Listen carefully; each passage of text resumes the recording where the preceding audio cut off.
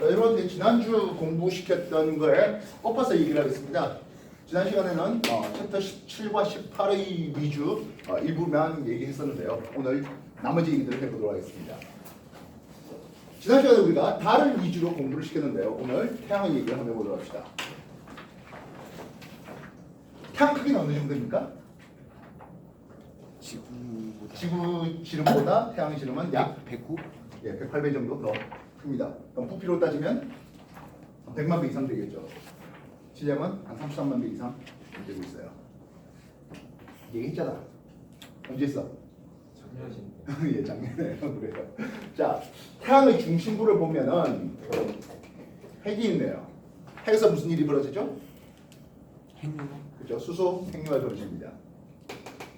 4개의 수소가 하나의 헬륨이 되는 과정에서 에너지가 방출되네요. 이 방출된 에너지, 요 질량 결손에 대한 델타 M 질량 결손에 대한 C 제곱으로 에너지가 방출되는 것을 볼 수가 있습니다. 태양 중심 온도는 어느 정도 될까요? 약 현재 과학으로는 1,500만 도씨 또는 1,500만 켈빈 해도 상관없겠죠. 그 정도 온도라고 생각되고 있습니다. 처음 태양이 이제 빛을 발했을 때는 중심 온도는 대략 1,000만 켈빈 정도, 1,000만 도씨 정도 생각되고 있습니다. 그 정도쯤 되어야 항성으로서 즉 이제 수소융합이 일어날 수가 있겠거든 하는 부분이죠. 점점 이제 중심 온도가 올라가고 있는 중이에요. 나중에 이 수소 핵융합 반응에 대해서 여러분한테는 지금은 소개가 되지는 않을 건데요. PP 반응, 양성자 반응이라는 것과 CNO, 탄소, 질소, 산소 순환 과정으로 소개가 될 겁니다. 즉 지금 여러분들이 하는 것은 구급 과정 2019년도까지의 얘기를 주로 위주로 하고 있습니다.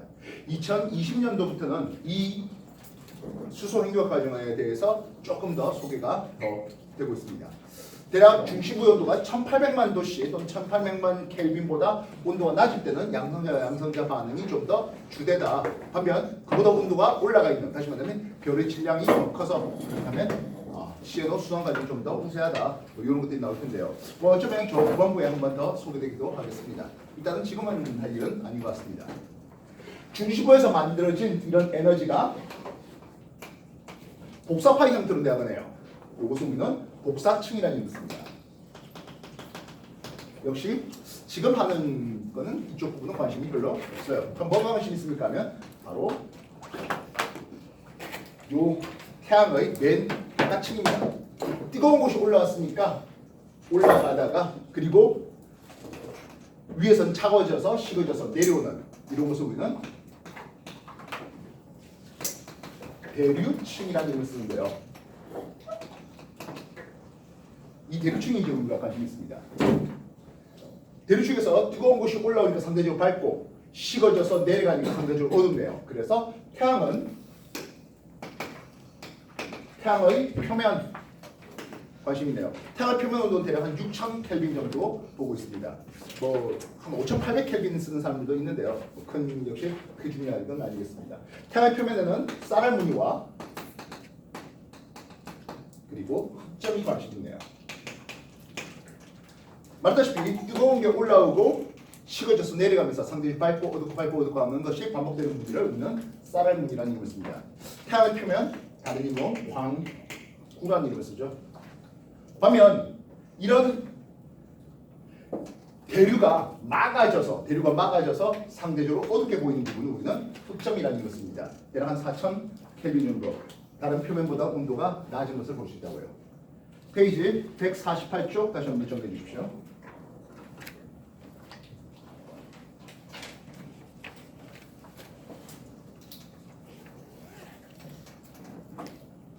책 없다는 사람 있습니까? 다 책 다 있어요?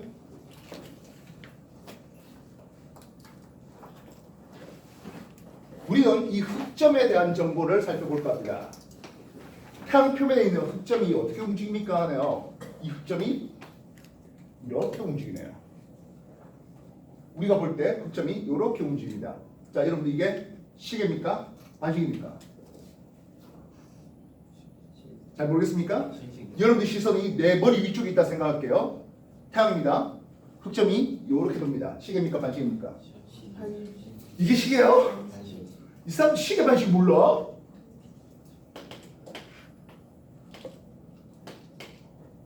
이렇게가 시계 방향이에요.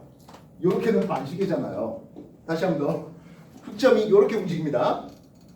여러분들이 전지능하게 태양계를 위에서 쳐다본다 생각하십시오. 이해됐어요? 흑점이 이렇게 돌아요. 시계요, 반시계요? 반시계예요. 우리는 이 흑점의 운동 방향이 반시계 방향인 것을 아는데요. 이 흑점이 반시계 방향 움직인다는 뜻은 결국엔 태양의 자전의 방향이 역시 반시계이여라고 얘기할 수 있겠죠. 기본적으로 태양계가 어떻게 만들어지는지 직접 본 사람 분명히 없죠. 혹시 본 사람 있어요? 상동하면 본 사람이 있대요. 누군지 알 겁니다. 이 녹화 다 되고 있어요, 그죠? 태양계가 만들어질 때 태양계 성운이 중심을 향해서 수축이 될 겁니다. 이때 수축할 때 힘이 완벽하게 한 점에 모였다면 회전하지는 않았을 거예요. 근데 그럴 수는 없겠고, 그래서 태양계 성운이 중심으로 모이는 과정에서 회전이 일어나는데 그 회전의 방향이, 즉 태양의 성운의 회전의 방향이 중심으로 태양의 자전의 방향이 되겠고, 그때 원반에 있던 여러 가지 미행성체들이 역시 태양 주위를, 원시 태양 주위를 공전했는데 그게 바로 행성의 공전 방향입니다. 태양의 자전 방향이 뭐라고요? 반시 방향이에요. 그 다음에 우리는 전통적으로 반시 방향을 동에서 서랍니까? 서에서 동이랍니까? 이거 다 까먹어? 예, 서에서 동으로 쓰고 있습니다. 그래서 태양의 자전 방향은 아까 말했다시피 모든 행성의 공전 방향과 같습니다. 지구를 비롯한 모든 행성의 공전 방향은 서에서 동입니다. 정리해 주십시오.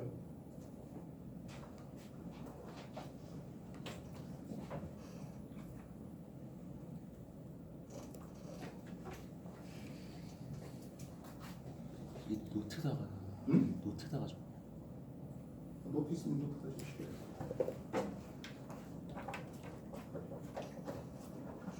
근데요, 흑점이 한두 개 있는 게 아니잖아요.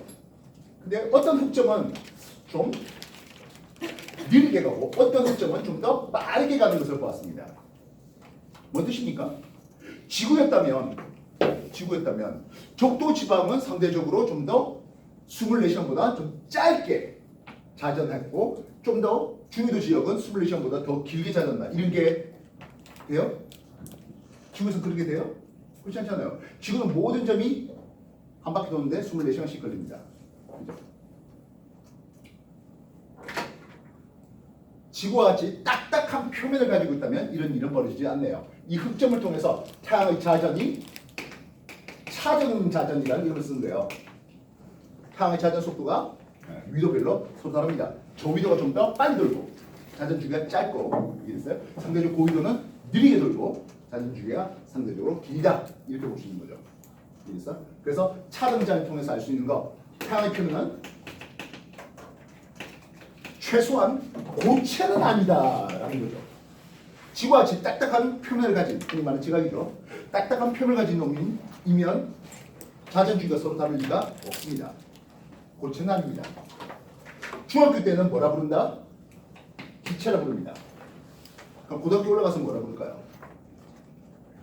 플라스마. 그렇지, 플라즈마라고 부르겠죠. 정리해 주십시오.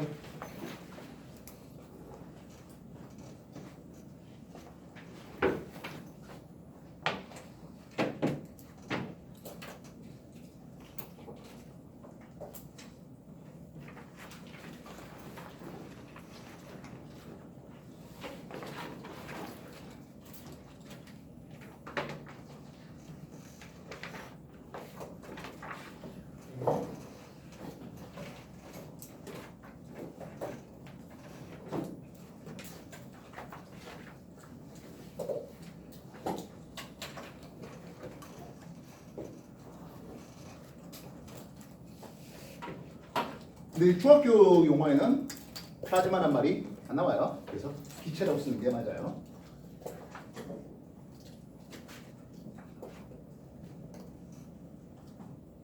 이 흑점수가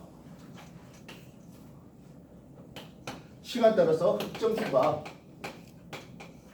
상당히 많아졌다 적어졌다가 반복되고 있어요. 흑점수가 많을 때를 극대기, 적을 때를 극소기로 합니다. 대략 11년 정도 주기를 가지고 있네요. 흑점수가 많은 극대기일 때는 어떤 일이 벌어질까요? 태양 활동이 활발하다 아니면 뭐 안 활발하다 이상하네요. 태양 운동이 활발합니까? 활발하지 못합니까? 태양 운동이 활발합니다. 극대기일 때는 태양이 좀 더 활발하게 움직인다라고 얘기할 수 있겠고, 그때 나타나는 여러 가지 특징들이 있을 것 같아요. 이거는 중학교 2학년 정도 내신에 나옵니까? 중3 내신에 나오나? 태양 운동이 활발할 때 일단 태양의 표면에 보면, 태양의 대기에 보면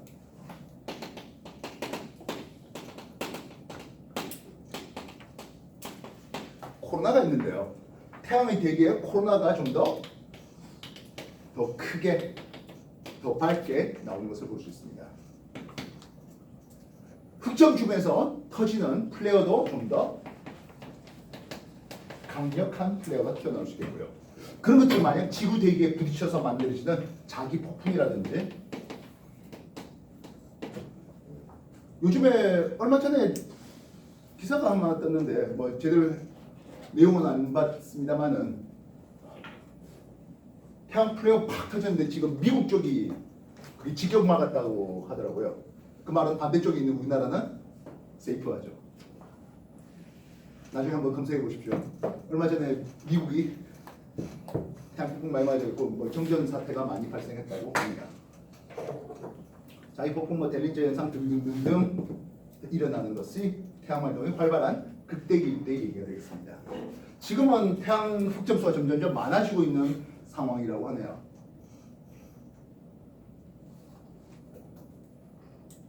태양의 하전 입자가 지구 자기가 부딪혀서 지구의 극에 가서 공기가 부딪혀서 만들어지는 현상 뭐죠? 오로라죠. 예, 오로라도 좀 더 자주 발생할 수 있겠군요. 이해됐습니까? 태양 표면 정리해 주십시오. 페이지 몇 페이지야? 148쪽이네요.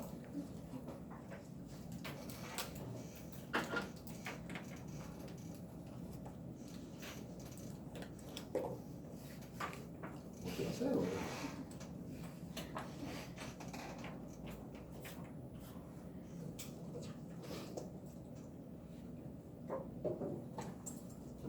자, 태양의 대기 쪽을 한번 봅시다.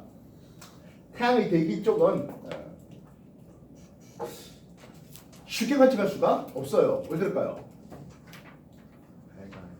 예, 광구가 너무 밝아요. 광구가 너무 밝아서 태양의 대기를 함부로 쉽게 관측할 수가 없네요. 그래서 태양의 대기를 관측하려면 광구를 가려야 되겠습니다. 광구를 가리겠다? 뭘로 가려야 될까요? 달로 가리면 되겠죠. 그래서 태양의 대기는 계기 일식 때 가장 관찰하기 쉬운데요. 무슨 계기 일식이 뭐 3일에 한 번씩, 나흘에 한 번씩 그렇게 걸립니까? 우리나라에서 계기 일식을 보겠다면요. 일단 내가 우리나라에서 50년을 살아오면서 한 번도 못 봤어요.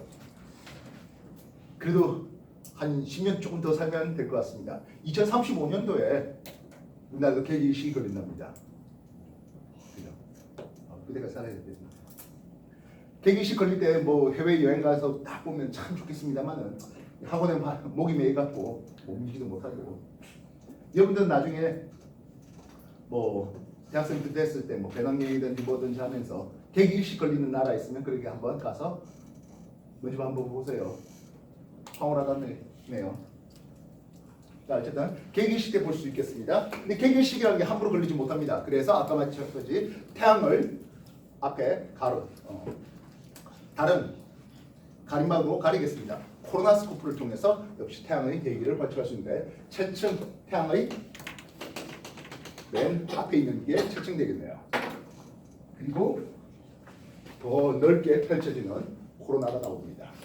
재밌게도 이 코로나의 온도가요 100만 켈빈 정도 온도를 쓰고 있습니다.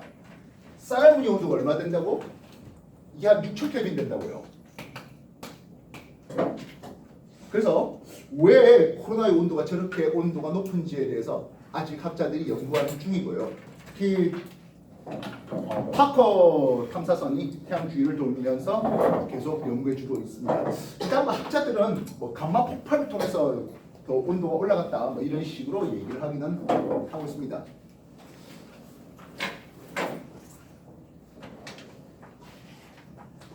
광구 표면에서 터져갖고 쏟아져 나온다면 이놈은 홍염이라는 의미를 쓸 수 있겠고요. 들어왔다 되돌아옵니다. 반면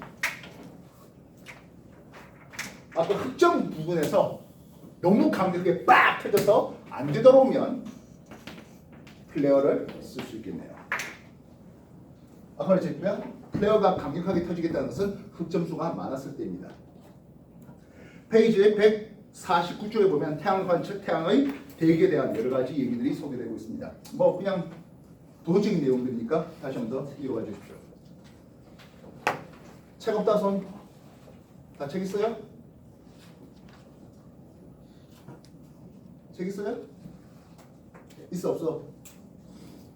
얘기를 해요. 없으면 준 거고. 있어? 그럼 빨리 펴요. 149쪽입니다.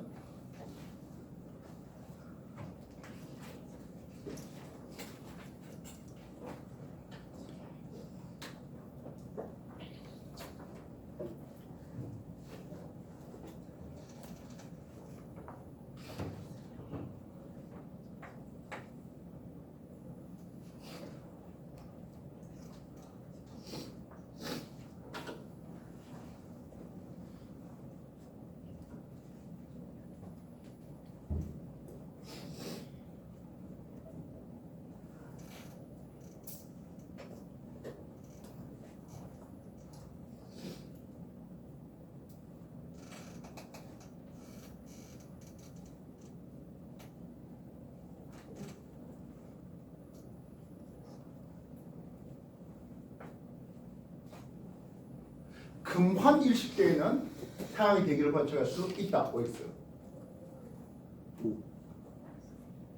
금환 일식대는 역시 관측할 수가 없습니다. 금환 일식은 그 바깥쪽에 보이는 그거는 태양의 대기가 아니라 태양의 표면이에요. 그래서 다른 부분 일식대도 태양의 대기를 관측할 수는 없습니다. 계기 일식대에나만 가능할 수 있습니다. 달이 금환 일식이 걸리게 된다는 것은 달이 지구에 좀 더 가까이 돌 때입니까? 더 멀리 돌 때입니까? 더 멀리. 가까이 있으면 달이 더 크게 보일 거 아니에요. 그러면 태양을 더 많이 가리겠죠. 달이 지구 주위를 역시 타원궤도 도는데요. 케플러 거치에 아시죠? 근데 상대적으로 멀리 있으니까 달이 크기가 작게 되고 그로 인해서 태양을 다 못 가리는 현상이 벌어지게 됩니다. 앞으로는 금환 일식을 더 자주 보게 될 것 같습니다. 왜 그럴까요? 달이 점점 멀어지고. 그렇죠. 지구 주위에서 달이 점점점 더 멀어져요. 그래서 기존의 크기는 좀 더 약해지겠고요. 그 말은 밀성물이 상대적으로 좀 적게 되는 것을 볼 수 있습니다. 물론 우리 살아생전에 그게 아주 격렬하게 느껴지지는 않을 것 같습니다. 그렇다면 고생대나 또는 뭐 성캄브레 때 이때는 어땠을까요? 달이 훨씬 더 지구 주위에 가까이 돌았겠죠. 밀성물이 수백 미터 수백 미터 높이 올라갔다는 게 이해되겠습니까? 수백 미터를 가로로 오는 게 아니라 세로로 수백 미터 올라갔다 내려가는 거죠. 이해됐어요? 그럼 뭐 서울이고 이런 것들 다 잠기는 거죠. 옛날엔 그랬대요. 지금 그러지 않고요. 앞으로는 점점점 달이 자꾸 멀어지면서 수억 년 후에는 뭐 미세물 얼마 안 되겠죠. 오래 살아봐야 되겠습니다. 학자들이 그렇게 얘기하는데 진짜 그런지 한 2억 년인가 5억 년인가 사는 놈이 있어가지고 예, 그 놈이에요. 다시 한번 설명해 주십시오.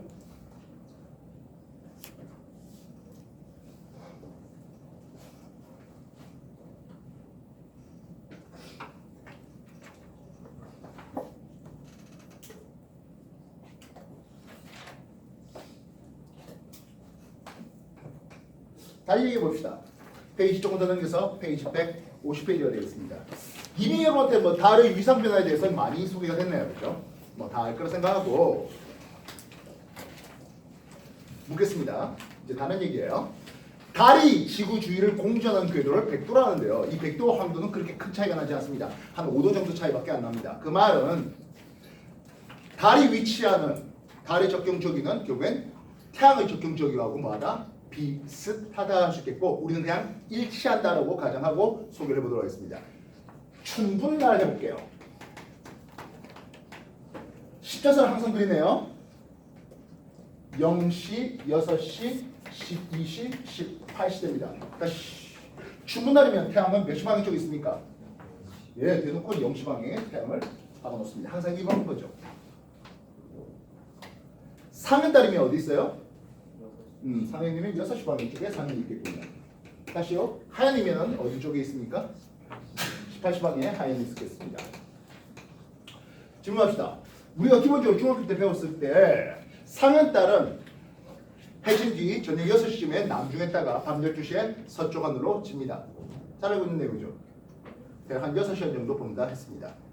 하얀달 밤 12시에 동쪽에 올라서 새벽 6시쯤에 해 뜰 때 남중하는 게 하얀달입니다. 기억들 나시죠? 상현달과 하얀달은 둘 다 6시간 정도씩 본다 했는데요. 춘분날 상현 걸릴 때와 하얀 걸릴 때 누가 더 오래 볼 수 있을까요? 춘분날이면 상현달과 하얀달 중에 누가 더 오래 볼 수 있을까요? 상현이죠. 왜냐하면 6시라는 것은 저기가 플러스 23.5도 근처예요. 그래서 6시간보다 더 많이 봐요.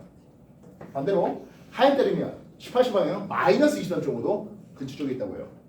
저기가 마이너스라고 남중고도도 낮고 지면 위에 떠 있는 시간도 짧아요. 이래서 그래서 내가 여러분한테 적경 원리에 춘분점을 기준으로 지금 어느 손 잡고 있지? 왼손이에요. 지금 왼손 오른손이 무슨 말인지 모르겠는 사람은 앞에 동영상들 뒤져서 보십시오.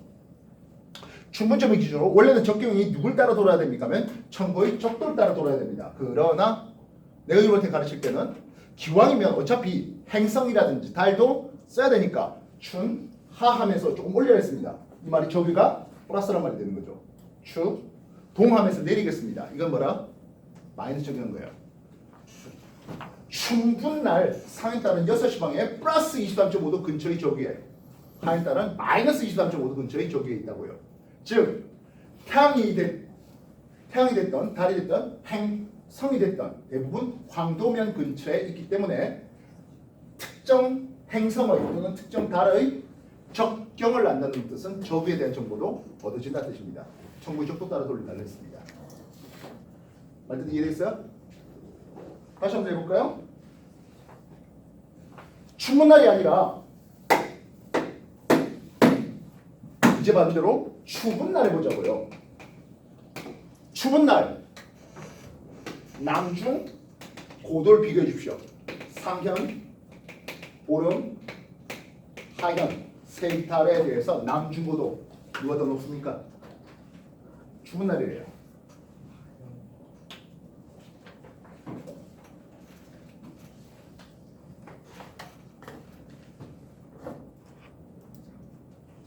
추운 날이면 12시 방향에 태양을 박아놓는 거죠. 지금 이 패턴이 이해가 안 된다. 저기 뭐지 하는 사람들은 말하지만 우리가 앞에서 수개월 이걸 달려왔던 거예요.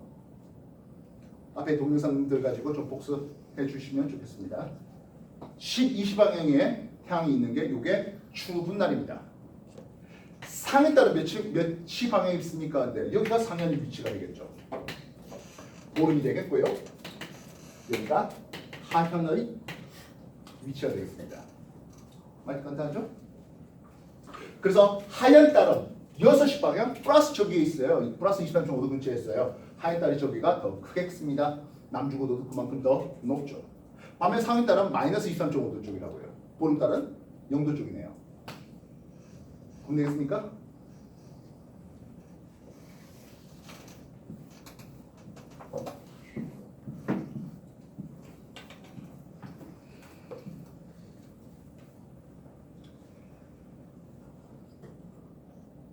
그렇다면 초승과 금운 중엔 누가 더 남중고도가 높습니까? 예, 여기가 초승이 부분이고 여기가 그 문달이 되겠죠. 금달은 어쨌든 플러스 쪽에 있고요. 초승달은 마이너스 쪽에 있네요. 이쪽 라인은 플러스 쪽이고 이쪽 라인은 마이너스 쪽이죠. 이해됐어요? 알겠나요? 네.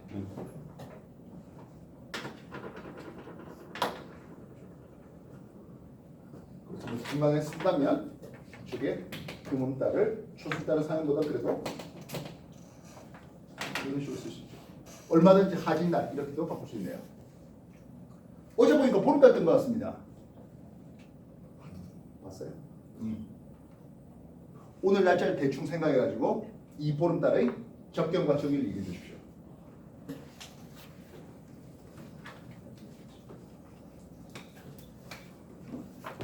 어제가 8월 2일인가요?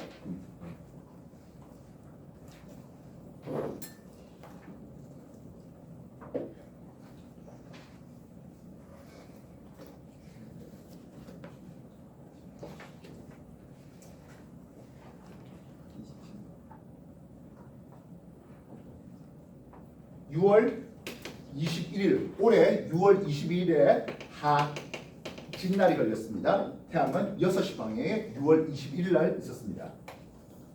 한 달 지나면 2시 갑니다. 7월 21일이네요. 또 한 달 지나면 2시 갑니다. 8월 21일입니다. 8월 2일째쯤이면 이 정도쯤에 있지 않겠습니까? 그지? 이해됐어요? 대략 9시 방향 쪽에 태양이 있는 게 어제의 형태가 되겠고, 그렇다면 보름달이면 태양과 완전 반대쪽에 있었겠군요. 대략 21시 방향에 보름달이 어제 있었다. 그렇다면 21시 방향 쪽이면 남중고도가 그리 높지는 못했죠. 마이너스 쪽에 있었으니까요. 뭐 대략 뭐 마이너스 한 13도 언저리쯤에 저 위기가 잡힐 것 같습니다. 그럼 90 마이너스 위도 마이너스 13, 뭐요 정도쯤 하면 어제 보름달의 남중고도 정도가 나올 것이 되겠습니다. 알겠어요? 네. 정리해 주십시오.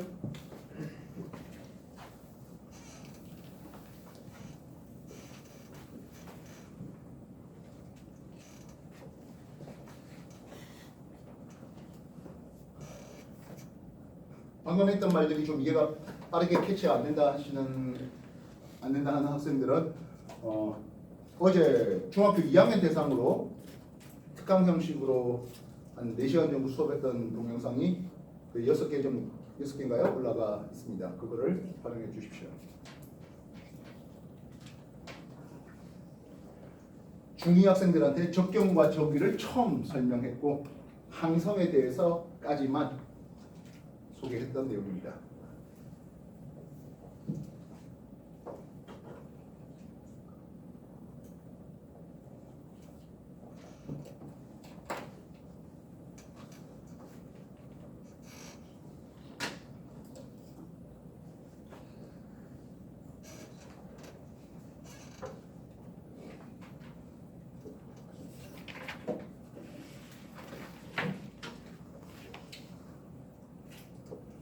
자, 챕터 17 태양과 달에 대해서, 그리고 뭐 일식과 월식은 우리가 지난주 공부를 시켰던 걸로 기억됩니다.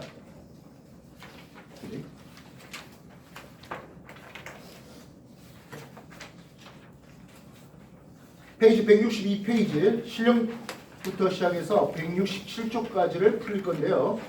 162부터 167까지 풀릴 건데요. 다 풀었다 손? 이미 다 풀었다 손? 네. 다 푼 학생들은 요 프린트 나눠주는 거 가지고 테마 15 정도 보시면 될 것 같습니다. 테마 14 말고 15 말입니다. 알겠어요? 예, 문제 풀이 시작하세요.